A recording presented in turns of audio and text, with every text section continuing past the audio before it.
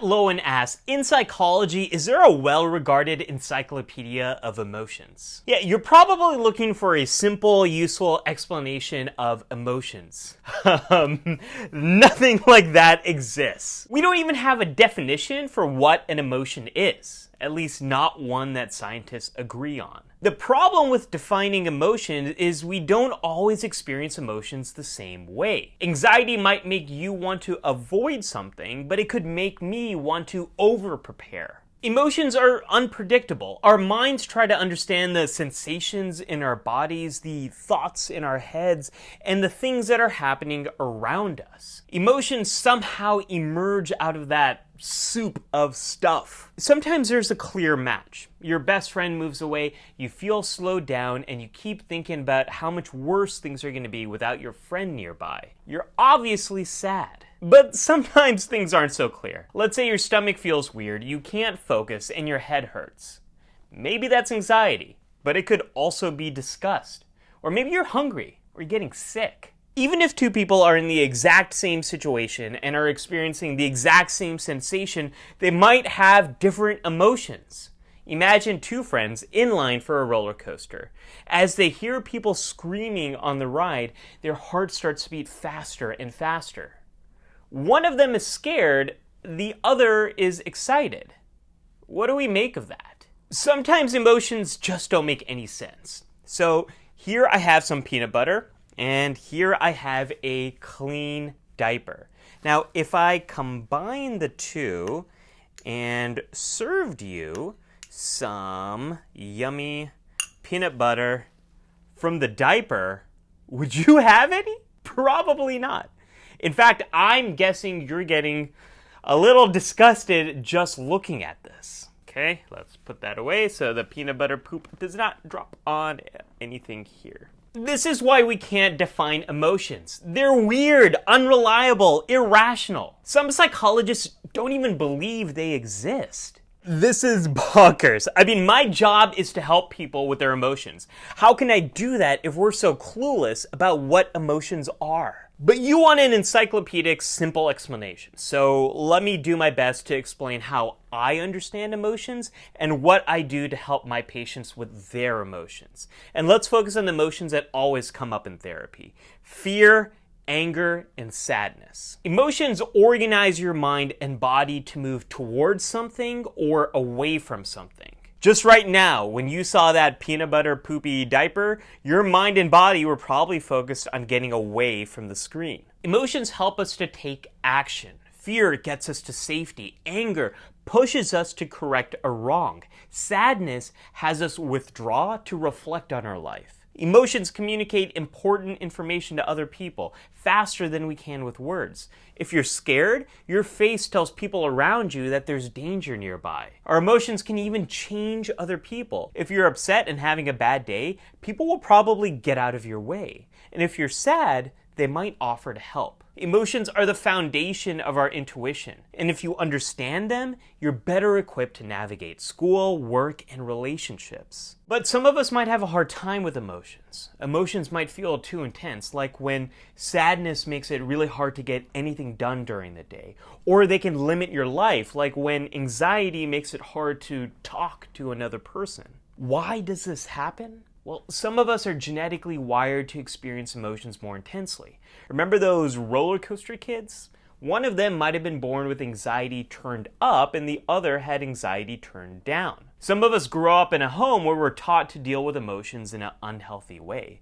Like we should never cry, or the only way you'll get attention is when you're mad. Some of us go through tough experiences like losing a loved one in a traumatic way and finding it difficult to think about that person without crying. For all these reasons, emotions can be uncomfortable. And the problem I see over and over and over again is when people start avoiding uncomfortable emotions. Avoiding fear is what leads to phobias. Suppressing anger is what leads to a temper. And if you don't deal with your sadness, it can grow into depression.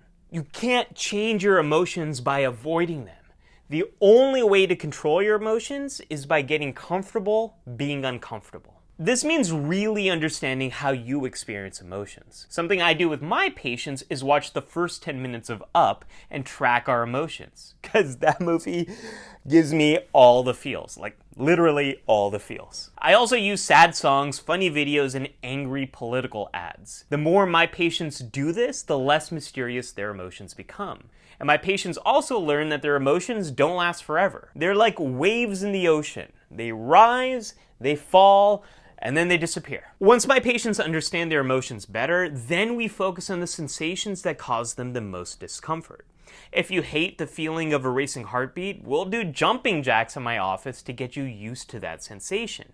If you hate feeling embarrassed, we might go outside and practice dropping things in front of a crowd. Watch my video on exposure therapy for more on that. If you struggle with anger, I will teach you how to punch a pillow to release your anger. Just kidding, I'm never gonna do that because it doesn't work. It just revs up those sensations and makes you more angry. So don't do that. Don't try to vent your anger. Instead, I teach people how to tolerate their anger through deep breathing, creating a different emotion by watching a funny video, or distracting your body by smelling fresh coffee or your favorite lotion. I love lavender lotion. It's really, really soothing. Chills me out, just like that. It's usually around this time when my patients ask, what do I do with all these emotions? This turns out to be just as complicated a question as what are emotions? The simplest answer I have is to ask yourself, do my emotions fit the facts? Is my fear a response to real danger? Is my anger the result of a real injustice? Is my sadness related to a real loss? If the answer is yes, and it'll help you to act on your emotion, then do it. If you're afraid, get to safety. If you're mad, approach the person who wronged you. And if you're sad, take time to reflect on what's happened. But if your emotions don't fit the facts, if there isn't a real danger, or if someone didn't intentionally harm you, and if you aren't really losing something, or if acting on your emotions will cause you more problems, then practice acting the opposite of the emotion. For fear, that means facing the situation, not avoiding it. For anger, that means tolerating the distress and not acting on it. For sadness, that means getting active. This is confusing, and I am actually more confused now about emotions than I was before I started making this video. It's just really hard to simplify the complexity that is emotions. But maybe the How Are You Feeling Today poster by Jim Borgman will help. Or Vox's Inside Out Emotions Table. Or this bodily topography